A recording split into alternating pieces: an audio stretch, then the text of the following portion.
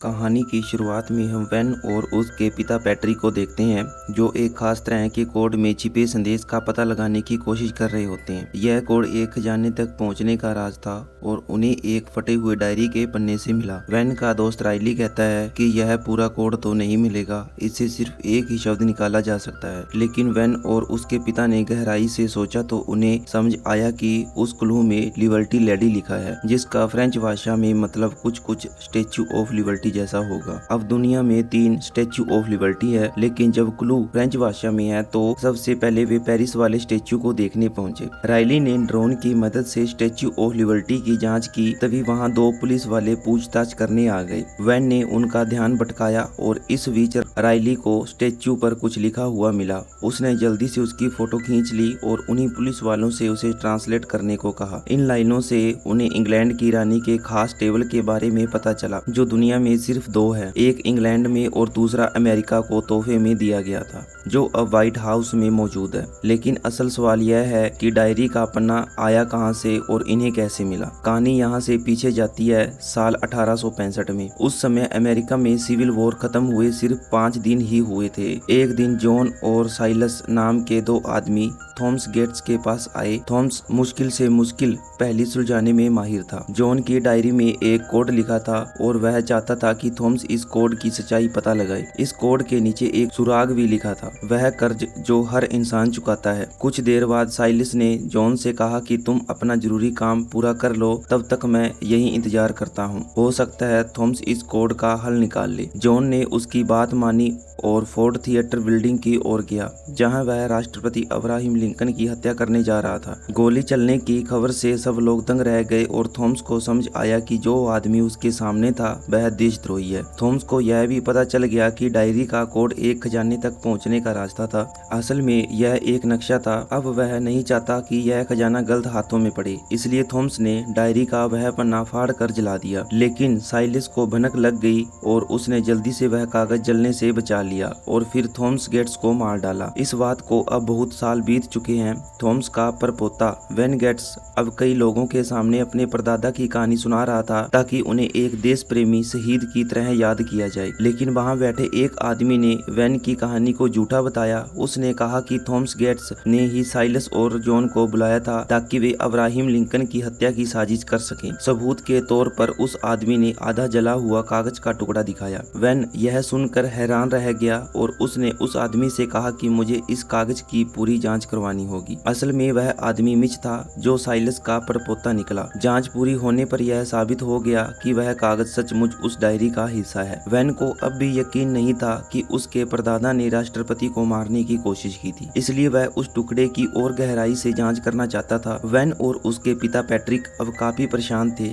लेकिन मिच के पास जो सबूत थे उसे नकारा भी नहीं जा सकता। मिच की यह पूरी कहानी गेट्स परिवार की इज्जत डुबा सकती थी, इसलिए वेन ने कसम खाई कि वह साबित करके रहेगा कि उस डायरी का असल कोड में खजाने का रास्ता था, राष्ट्रपति को मारने का कोई षड्यंत्र नहीं। बिना समय गवाए वेन अपने दोस्त राइली से मिला, जिसने अब किताबें लिखना शुरू कर दिया था। लेकिन उसकी किताबें कुछ खास बिकी नहीं थी। उसकी फरारी कार को भी सरकार ने जब्त कर लिया था, क्योंकि उसके पास टैक्स भरने तक के पैसे नहीं थे। वेन ने राइली से मदद मांगी ताकि वह अपने घर का सिक्योरिटी कोड पता कर सके। दरअसल वेन का अपनी गर्लफ्रेंड एबिगेल से ब्रेकअप हो गया था, जिसके बाद एबिगेल ने उसे घर से बाहर निकालकर सिक्योरिटी कोड बदल दिया था। वेन ने मौका देखकर एबिगेल का एम्प्लॉय कार्ड चुरा लिया। एबिगेल म्यूजियम में बड़ी पोजीशन पर थी और इस कार्ड से वह उसके ऑफिस में घुसकर रजिस्टर देखना चाहता था। लेकिन इससे पहले कि वेन अपना काम पूरा कर पाता, एबिगेल वहां आ गई और उसने उसे पकड़ लिया। पकड़े जाने पर वेन ने एबिगेल को अपनी सारी परेशानी बताई और कहा कि वह उस डायरी के टुकड़े की दोबारा जांच करना चाहता है। एबिगेल उससे गुस्सा तो थी, लेकिन फिर भी वेन की मदद के लिए मान गई, क्योंकि वेन ने कहा था इसके बदले तुम्हें जो चाहिए तुम मांग लेना। जांच करते हुए पहले तो उन्हें कुछ नहीं मिला, लेकिन फिर एबिगेल ने देखा कि इस कागज के पीछे किसी तरह का कोड लिखा हुआ है। एबिगेल ने बताया कि अगले दिन इस टुकड़े को पूरी दुनिया के सामने पेश किया जाएगा और तब वेन के परदादा को अब्राहम लिंकन की हत्या की साजिश में हिस्सेदारी भी माना जाएगा। एबिगेल की यह बात सच भी साबित हुई। अगले ही दिन मिच ने मीडिया में यह खबर छपवा दी थी कि थॉमस गेट्स ही अब्राहम लिंकन के कत्ल का मास्टरमाइंड था। यह खबर जब FBI तक पहुंची तो पीटर, जो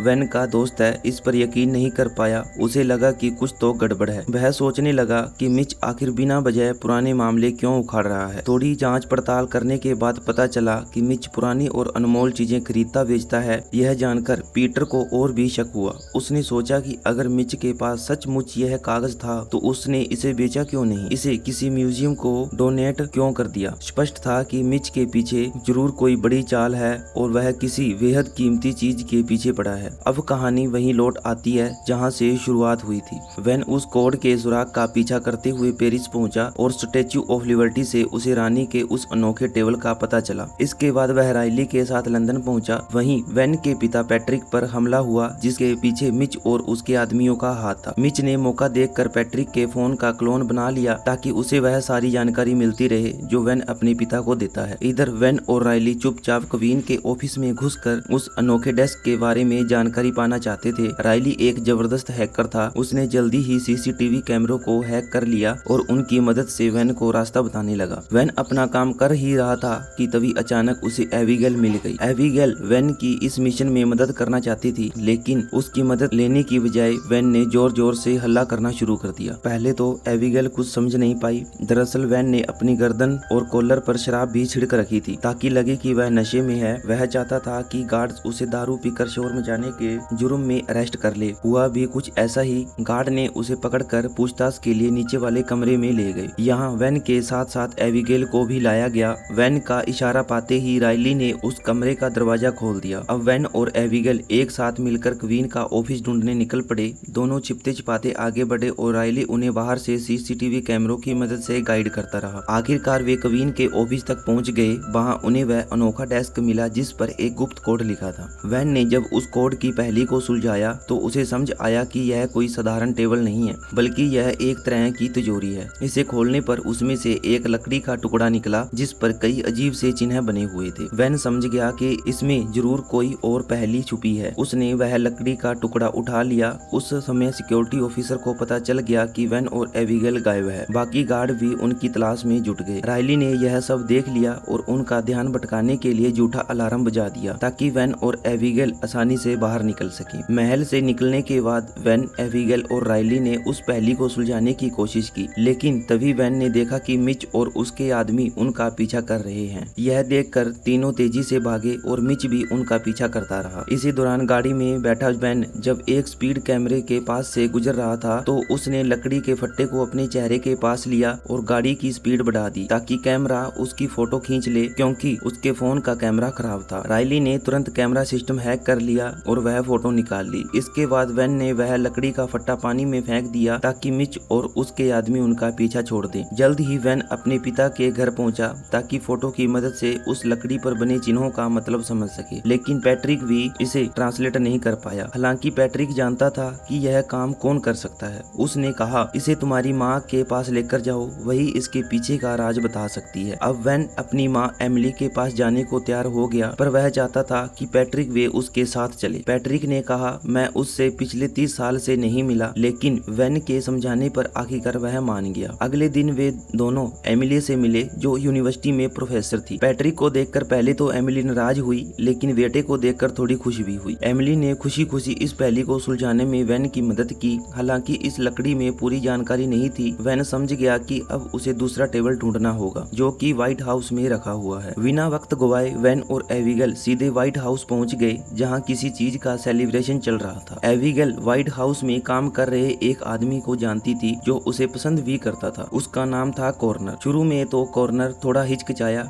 लेकिन वैन ने कहा कि हम बस प्रेसिडेंट का ऑफिस देखना चाहते हैं, प्लीज एक बार दिखा दो तो। साथ ही उसने कह दिया कि एबिगेल का बहुत मन है, उसे मना करोगे तुम। बेचारे कॉर्नर को समझ नहीं आया कि वह क्या बोले। अब जब एबिगेल चाहती थी तो उसे करना ही पड़ा। कॉर्नर दोनों को थोड़ा चौकन्ना रहने की सलाह दी क्योंकि प्रेसिडेंट के ऑफिस में ऐसे ही किसी को आने जाने की अनुमति नहीं है। लेकिन जैसे ही वैन को वह डेस्क दिखाई दी तो उसने एबिगेल को इशारा कर दिया। इसके बाद एबिगेल ने अपना एक ईयरिंग गिरा दिया और उसे कॉर्नर से ढूंढने के लिए मदद मांगी। उसने कहा, मेरी मदद करो ना इसे ढूंढने में। इसी के बीच वैन डेस्क के पास जाकर पहेली सुलझाने लगा, लेकिन जब उसने पूरी गुत्थी सुलझा भी ली तो देखा कि वहाँ तो वह टुकड़ा है ही नहीं, उसे पहले ही किसी ने निकाल लिया था। निराश होकर एबिगेल और वैन व्हाइट हाउस से बाहर आ गए और राइली को बताया कि लकड़ी वहाँ है ही नहीं। अब वे लोग सोच में पड़ गए कि आखिर वह लकड़ी का फट्टा मिलेगा कैसे। तभी राइली को ख्याल ख्याल आया कि प्रेसिडेंट को तो इस बारे में पता होगा। उसने दिमाग लगाया कि बहुत सारे प्रेसिडेंट इस डेस्क का इस्तेमाल डेली बेसिस पर करते आए हैं, तो ऐसा तो हो नहीं सकता कि किसी को कुछ पता न हो। इसका मतलब यह जरूर किसी न किसी प्रेसिडेंट का ही काम होगा और इन सब के बारे में उस खुफिया किताब में लिखा होगा जो हर पुराना प्रेसिडेंट नए प्रेसिडेंट को देता है। अब प्रेसिडेंट से मिलने का कोई जुगाड़ तो उनके पास था नहीं, पर तभी वैन के मन में ख्याल आया कि प्रेसिडेंट को किडनैप ही कर लेता हूँ मैं। अगले दिन राइली और पैट्रिक ने मिलकर वाशिंगटन के सारे होटल बुक कर लिए ताकि प्रेसिडेंट के जन्मदिन के लिए सिर्फ वर्मिन होटल ही अवेलेबल हो। उसी शाम वैन प्रेसिडेंट से मिला जो उसे पहले से जानता था क्योंकि वैन गेट्स परिवार का हिस्सा है। वैन यह बात भी जानता था कि प्रेसिडेंट जॉर्ज वाशिंगटन को बहुत मानता है, इसलिए वैन ने जॉर्ज वाशिंगटन का बनाया एक मैप प्रेसिडेंट को दिखाया जिसमें एक खुफिया टनल दिखाई गई थी। वैन ने बताया कि यह टनल पास में है और जो जोश में प्रेसिडेंट भी उसके साथ चल दिया वह टनल देखने। वैन और प्रेसिडेंट दोनों टनल की तरफ गए। प्रेसिडेंट ने गार्ड को बाहर ही रुकने का आदेश दिया क्योंकि वह आराम से घूमना चाहता था। वैन और प्रेसिडेंट दोनों अंदर चले गए। तभी वैन ने मौका पाकर टनल को लॉक कर दिया। अब उसने बिना वक्त गवाए प्रेसिडेंट से उस किताब के बारे में पूछ लिया। पहले तो प्रेसिडेंट ने यह राज खोलने से मना कर दिया, लेकिन जब उसने देखा कि यह वैन के लिए कितना मायने रखता है तो वह मान गया। आखिरकार उसने वैन को बताया कि यह किताब एक खास लाइब्रेरी के सेक्शन में रखी है। प्रेसिडेंट ने उसे बुक नंबर भी बताया जो किताब ढूंढने का खुफिया कोड था। बातचीत खत्म होने के बाद दोनों बाहर निकल आए। प्रेसिडेंट ने जाते जाते वैन से कहा, अगर तुम यह किताब निकालते हुए पकड़े गए तो मैं पब्लिक में तुम्हें बचाऊंगा नहीं, बेहतर यही होगा कि पकड़े मत जाना। इसके बाद वैन, एबिगेल और राइली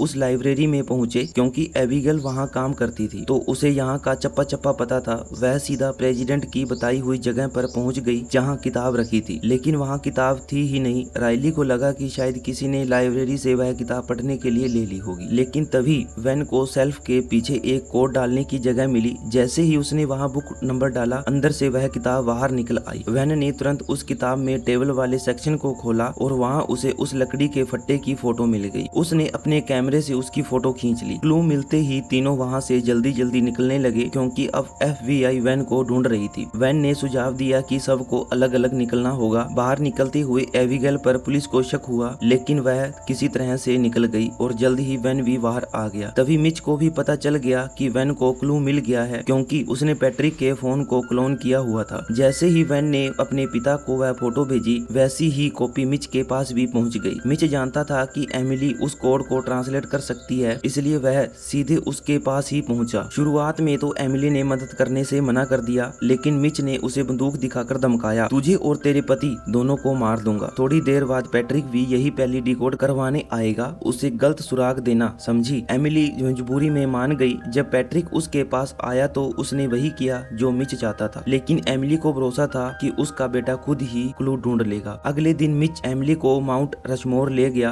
क्योंकि उस लकड़ी के फट्टे के हिसाब से खजाना वहीं कहीं था, लेकिन वैन और उसके दोस्त वहां पहले से पहुंच चुके थे क्योंकि वैन ने खुद उस पहेली का सही हल निकाल लिया था। जैसे ही मिच और वैन आमने सामने आए, मिच ने एमिली को जान से मारने की धमकी दी। इस पर वैन ने कहा, देख पुलिस मेरा पीछा कर रही है, अगर पुलिस यहाँ आ गई तो मेरे साथ साथ तुझे भी अरेस्ट कर लेगी। इस पर वैन ने कहा कि अभी आखिरी पहेली बाकी है और तू बिना मेरी मदद के उसे ढूंढ नहीं पाएगा। यह बात मिच भी कहीं न कहीं जानता था, इसलिए अब वह वैन के साथ खजाना ढूंढने के लिए मजबूर हो गया। कुछ ही देर बाद ये लोग एक पथरीले इलाके में पहुंचे। अगली पहेली कुछ ऐसी थी, जब बिन मौसम बरसात होगी तो पक्षी तुम्हें राह दिखाएगा। वैन ने इस पहेली का मतलब कुछ हद तक समझ लिया और सबको कहा कि इन पत्थरों पर पानी डालो, अगला क्लू इन्हीं में छुपा है। पानी डालने पर एक पत्थर के ऊपर पक्षी का निशान उभरा आया। वह पक्षी जिस दिशा में इशारा कर रहा था वहाँ पत्थरों के बीच थोड़ी सी जगह थी। वैन ने जैसे ही उस पत्थर में हाथ डालकर घुमाया तो अचानक दूसरी ओर पहाड़ों के बीच एक छोटा सा रास्ता खुल गया। सभी लोग जल्दी से वहां अंदर पहुंच गए। अंदर जाने के कुछ ही पल बाद दरवाजा अपने आप बंद हो गया। अब सभी लोग अंदर फंस चुके थे। सब ने बाहर निकलने का रास्ता ढूंढने की कोशिश की, लेकिन कोई रास्ता नहीं मिला। तभी अचानक नीचे फर्श हिलने लगा। वैन, राइली, एबिगेल और मिच फिसल कर नीचे गिर गए, जबकि वैन के माँ बाप ऊपर ही रह गए। अब ये लोग अलग अलग होकर भी बाहर का रास्ता ढूंढने लगे। तभी एबिगेल को पास में एक सीढ़ी दिखी। वैन सबसे पहले उस सीढ़ी पर चढ़ना चाहता था, लेकिन सीढ़ी उसी फिसलने वाले फर्श पर थी। वैन ने सबको इस तरह खड़े रहने को कहा जिससे सीढ़ी फिसले नहीं। मिच वैन के आगे था, इसलिए पहले वही ऊपर गया। ऊपर चढ़कर उसे बाकी तीनों की मदद करनी थी, लेकिन उसने मदद नहीं की। इसके बाद जैसे ही एबिगेल ऊपर चढ़ने लगी तभी अचानक वह लकड़ी का फर्श टूट गया। राइली भी जल्दी से एबिगेल के पीछे पीछे सीढ़ी पर चढ़ गया, लेकिन वैन फर्श पर ही रह गया। ऐसा लग रहा था कि अब उसका खेल खत्म हो गया, लेकिन ऐन वक्त पर मिच ने उसकी मदद कर दी। इसके बाद चारों को एक कमरा मिला जहां पानी जमा हो रहा था। थोड़ी खोजबीन करने पर पता चला कि अगला क्लू पानी के अंदर ही है। उस सुराग को पाने के लिए उन्हें सबसे पहले पानी का बहाव रोकना था। आखिरी पहेली को सुलझाते हुए जब वे लोग आगे बढ़े तो आखिरकार उन्हें वह मिल गया जिसकी तलाश थी, एक पूरा सोने से बना हुआ भूमिगत शहर। उसी वक्त वैन के माँ बाप भी वहाँ पहुँच गए। इस खजाने को